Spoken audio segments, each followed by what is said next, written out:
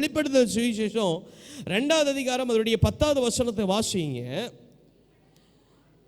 நீ படப்போகிற பாடுகளை குறித்து எவ்விடமும் பயப்படாதே, இதோ சோதிக்கப்படும் பொருட்டாக பிசாசானவன் உங்களில் சிலரை காவல்ல போடுவான், உபத்திரம் வரும், ஆகிலும் மரண பரியந்த உண்மையா இரண்டு சொல்லி அவன் கர்த்தர் இங்கே கடைசி காலத்தை குறித்து உரைக்கப்பட்ட காரியத்தை பார்க்கிறோம். அல்லேலூயா.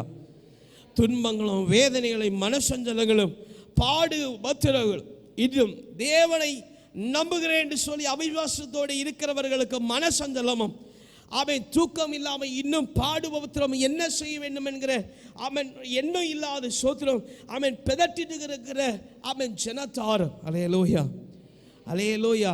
தனக்குத்தானே சில ஒழுங்குகளை வைத்து அவன் அவைகளின்படி செய்கிறவர்களும் தனக்குத்தானே ஒரு எல்கையை குறித்து இவ்விடமாக தான் வாழ வேண்டும் என்று சொல்லி தனக்கு தானே வைக்கிற ஜனத்தாரும். அல்லேலூயா அல்லேலூயா.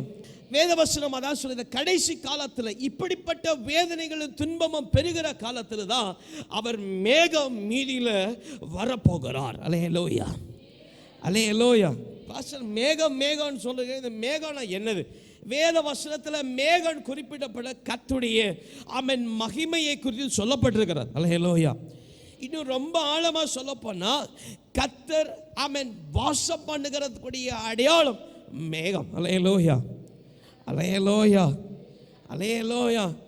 ஒரு மனுஷனுக்கு மேலே, ஒரு மனுஷனுடைய வீட்டுக்கு மேலே, ஒரு குடும்பத்துக்கு மேலே கர்த்தருடைய மேகம் தங்கி இருக்குன்னா கர்த்தர் அங்கே வாசம் பண்ணுகிறார்.